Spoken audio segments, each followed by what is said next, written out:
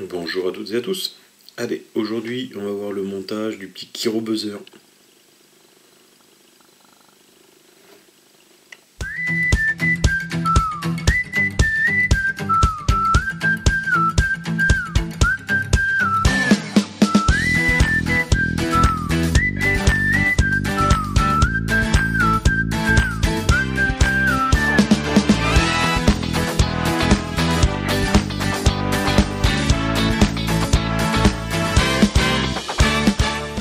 Alors, pour monter notre petit Kiro Buzzer, il va nous falloir un hameçon type K10. Donc, ceux que j'utilise énormément, ce sont les Knapec en G. De toutes les tailles, hein. J'utilise généralement le 12, 14, 16. Et puis, voire même de temps en temps, ça m'arrive de prendre des 18. Ce sont vraiment des hameçons qui sont... qui ont le profil qu'il faut pour faire tout ce qui est type Kiro réservoir, même en rivière. Et surtout, ils sont forts de fer, ils piquent fortement, mais ils restent fins au niveau de leur taille. Donc il va nous falloir ça, un hameçon, il va nous falloir un fil de montage, donc là en l'occurrence c'est du 8-0, VVus noir. Pour le corps, il va nous falloir un kill issu d'un herle de pan, et non de l'œil de pan, donc c'est issu d'un herle de pan. Je vous ferai voir un petit paragraphe comment on fait pour récupérer un kill de herle de pan. Il va nous falloir aussi du foam pour nous faire le petit buzzer en haut, alors de la couleur que vous voulez. Là en l'occurrence, soit je le ferai blanc ou noir, je sais pas, je vais voir. Et c'est pareil, il y aura un petit paragraphe de comment couper le foam pour pas avoir de surépaisseur sur l'hameçon. Il va nous falloir bien sûr, pour la petite aile à l'arrière, 3 petits bouts de tincelle qu'on repliera en deux, donc ça fera 6, 3 d'un côté, 3 de l'autre, parce que ça sera une aile séparée. Et pour finir, un petit mélange de dubbing, que là je vous laisse faire vous-même, hein. Il y a un peu de tout. Moi j'ai du naturel, j'ai du synthétique, du brillant, ça c'est au bon vouloir de chacun. Allez, c'est parti pour le montage, je vous reprends en plan plus serré pour le détail. Allez, c'est parti, on prend notre fil de montage. Hop, voilà, on revient un petit peu en arrière. Donc on laisse un petit millimètre entre l'œillet et la bobine, vous voyez à peu près. Là, on change de plan vidéo, je vous fais voir comment on coupe le foam, et on revient pour celui-là, et on l'installe. Alors là, justement, on va voir comment couper notre petit cylindre de 6 mm de diamètre de foam. Hein. C'est de la mousse plastazote qu'on se sert généralement pour les yeux de Bobby. Donc là, c'est du 6 mm de diamètre. Vous voyez, il y a plusieurs couleurs. Hein. Il y a du blanc, il y a du noir, orange, et puis du jaune. Donc là, je vais vous prendre le noir pour vous faire voir un petit peu la coupe.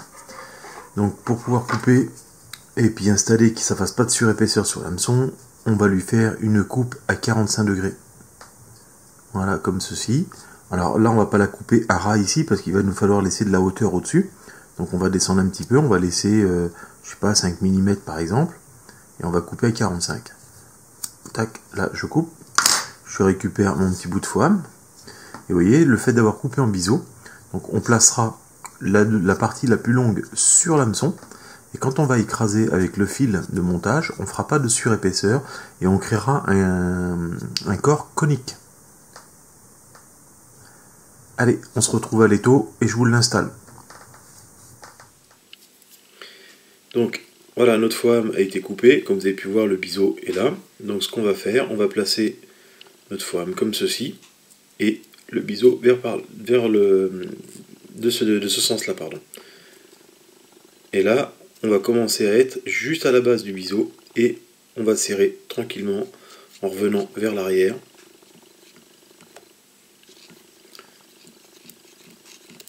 Et vous allez voir qu'on va avoir un corps dégressif.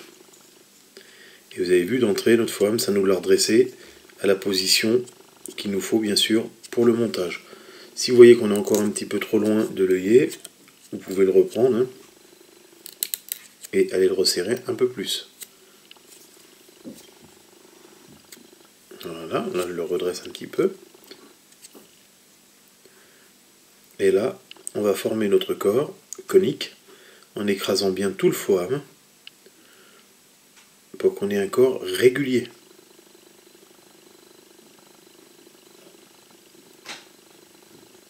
Voilà, là on va descendre un petit peu dans la courbure.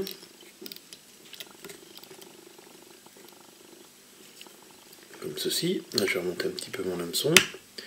On va prendre notre quille. Donc là c'est pareil, voilà le quille qui est là. Je vous change de plan vidéo et je vous fais voir comment ébarber un herle de pan pour choper un quille à plusieurs couleurs. Alors, pour faire notre quille qu'on va enrouler autour de notre hameçon, on va prendre un œil de pan, donc une plume de pan. Là on a l'œil de pan, là en l'occurrence il est teinté orange. Et on va prélever tout simplement un quille. Enfin un herle, pardon. Un herle ici. Voilà. On va pas prendre dans l'œil.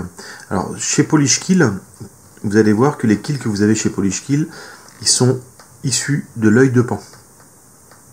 Donc ils ont une taille qui est pas plus grande que ça. Alors que là, sur le herle, on a une taille beaucoup plus grande et une utilité beaucoup plus longue.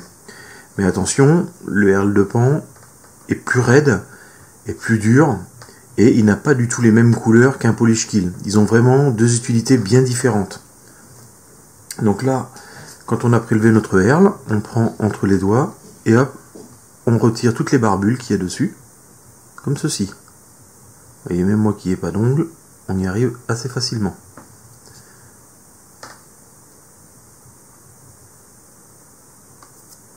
Voilà.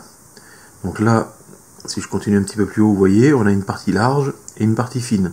Donc la partie fine, on va s'arrêter là, ça sert à rien d'aller trop haut. C'est vraiment très fin après et ça n'a aucune utilité.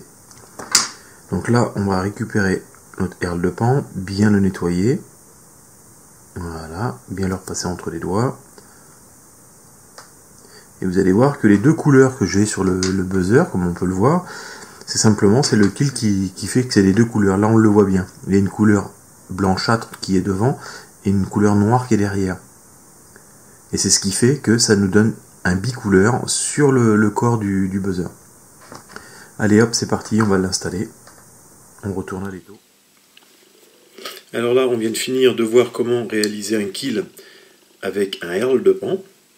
Donc là, comme vous pouvez voir, vous voyez, il y a deux couleurs d'un côté et une seule de l'autre. Alors les deux couleurs, d'un côté, on va les placer contre l'hameçon.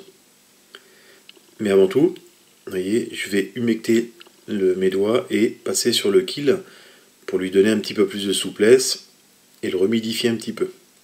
C'est comme je vous ai dit, le herle de pan, c'est plus raide que l'œil de pan. Donc là, les deux couleurs, on place sur l'hameçon, on fait des enroulements à spire jointive et on remonte notre fil de montage jusqu'à remonter derrière notre fourrame. Presque, du moins, parce qu'on va laisser un peu de place pour le dubbing. Donc on va s'arrêter ici. De là, je vais prendre mon kill de pan, je le tourne à spire non jointive. Et plus je vais avancer, plus je vais écarter mes spires, et dans un écartement assez régulier. Hop là. Voilà ce que ça donne quand on l'échappe. Donc on resserre un petit peu, on commence à élargir légèrement. Il faut que ça soit régulier et il ne faut pas non plus que ça soit trop prononcé. Mais assez régulier quand même. Voilà. Ici, on vient bloquer avec notre fil de montage par 2-3 tours. On coupe notre excédent de quille. On va prendre une petite goutte de résine. Oui, j'ai oublié de vous la citer dans le matériel. C'est pas grave. Une petite goutte. Et on va protéger un petit peu le quille.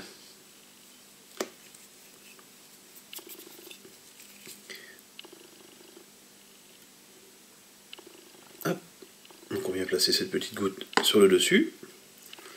Et là, avec l'aiguille, on étale bien partout.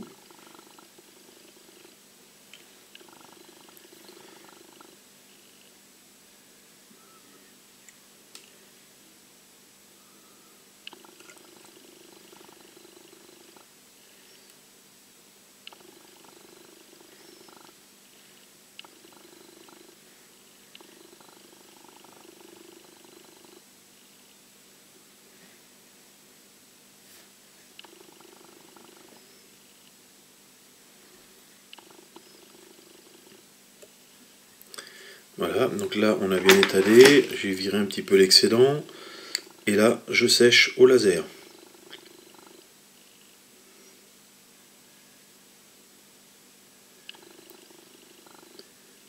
Voilà, et comme vous pouvez voir, ça nous fait 3 couleurs sur le corps du Kiro. Donc là, celui-là, je vais redresser encore un petit peu mon hameçon. Voilà, comme ceci. Là, je vais prendre mes 3 fibres de tinsel.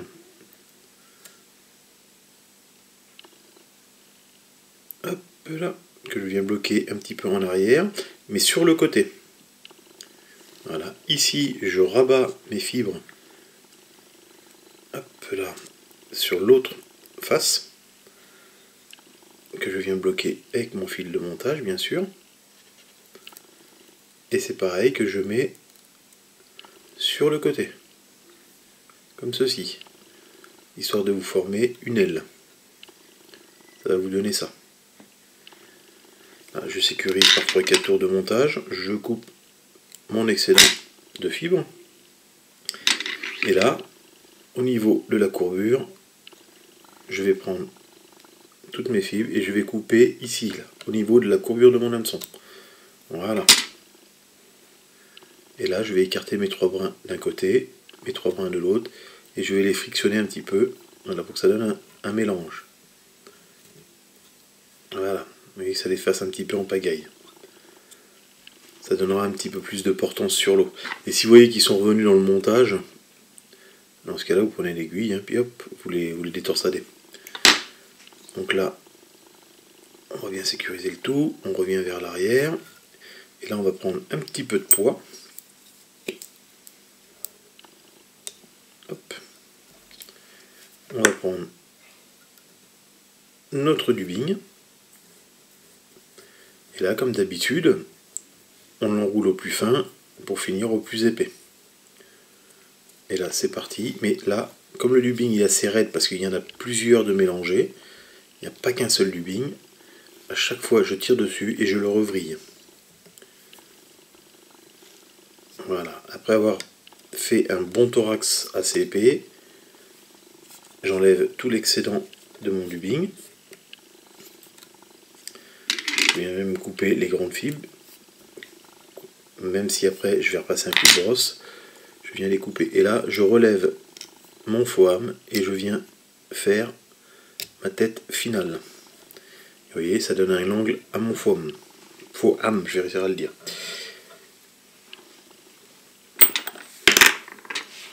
Là, je vais faire des demi-clés, ça me permet de pousser, voilà, et de protéger mon œillet sans trop tirer sur le faux hame et que ça l'abîme. Ici, je coupe l'excédent. Et là, on va reprendre une petite goutte de cyanolite pour sécuriser le nœud final.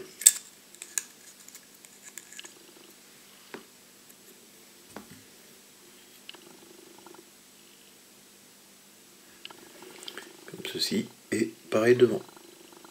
Et là, on rabat.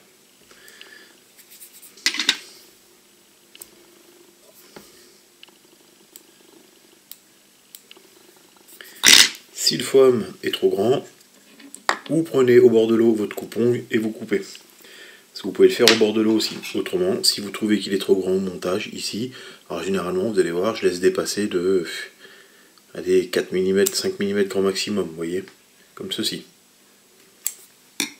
C'est à vous de voir un petit peu les proportions, soit vous le laissez très haut, soit vous le laissez très bas. C'est comme cela vous semble. Bon, je cherche ma petite brosse qui est là, pardon. Voilà, et là on va brosser un petit peu le dubbing.